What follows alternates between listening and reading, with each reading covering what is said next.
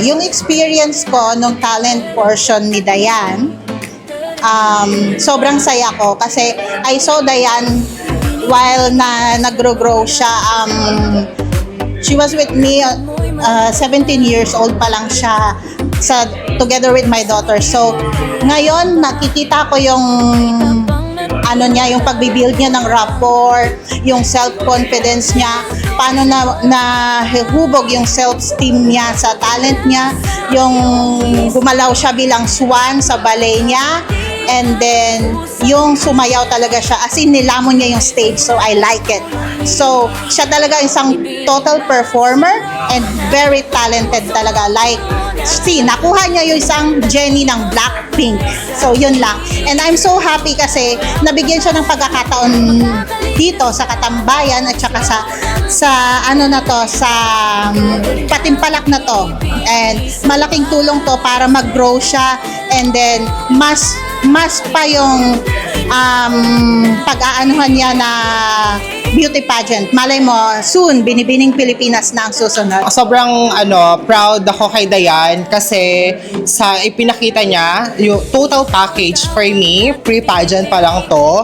So, happy ako sa naging result kasi na-execute niya lahat. Hindi kami na pressure. As in, hindi rin namin siya binigyan ng pressure. And ang galing ng kinalabasan. Sobra yung bongga yung attitude niya dito. So lahat kami na proud. Sobrang proud talaga ako. Hindi ako makasigaw sa sobrang pagiging proud ko sa kanya ng bonggang-bongga. I'd like to take this opportunity, guys, to support Binibining Barcelona 2026, and I would like to invite you sa upcoming coronation night, and please support Dayan Isabel Verdera, candidate number 7 from Oriental Mindoro. Thank you Katambayan, thank you vlog.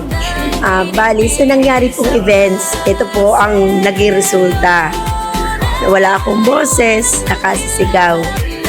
At unang-una po, nagpapasalamat ako sa Katambayan, kay Ivan at saka kay Norman sa oportunidad na binigay sa anak ko. Naiiyak na ako. Sa pagkakataong iyon, isang malaking oportunidad para sa kanya na makasali sa event na yon.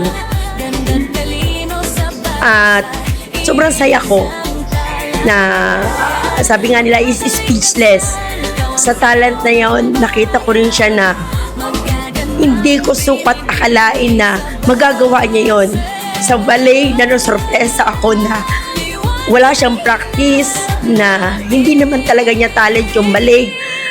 Pero nakita ko sa kanya na ganun siya kagaling. Sa talent naman niya, na pagsayaw, pagkanta, yun po ay talagang yun na po siya. At din ko po rin siya nakilala. Sobrang saya ko po sa nangyaring event na yon. Malaking experience din po sa amin, sa mga kapatid ko, sa mga kaibigan ko, sa team ng Angel Face, lalo na kay Mami Angel, sa staff niya. Maraming salamat. Malaking improvement din kay Dayan sa transformation niya. Super ganda niya. Super talaga. Malaking pinagbago ng anak ko. Ayun lang.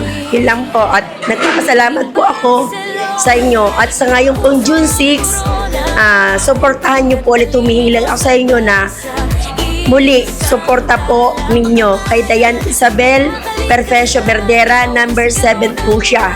Magkita-kita po tayo sa Aquarela. Maraming salamat po.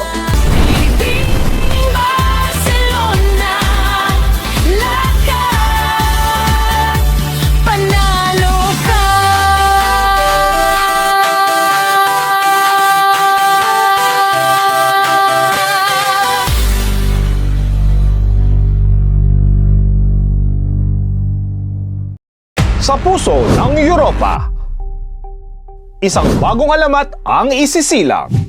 Handa ka na bang masilayan ang kagitingan, dangal at tunay na lakas ng isang Pilipino? Ngayon, unang beses sa Barcelona, ang entabladong magbibigay liwanag sa makabagong bayani. Mga lalaking may tapang, may puso, at may layuning magbigay inspirasyon. Ito ang simula ng isang makasaysayang yugto, ang pinakaunang Ginoo Maharlika Barcelona. Malapit na.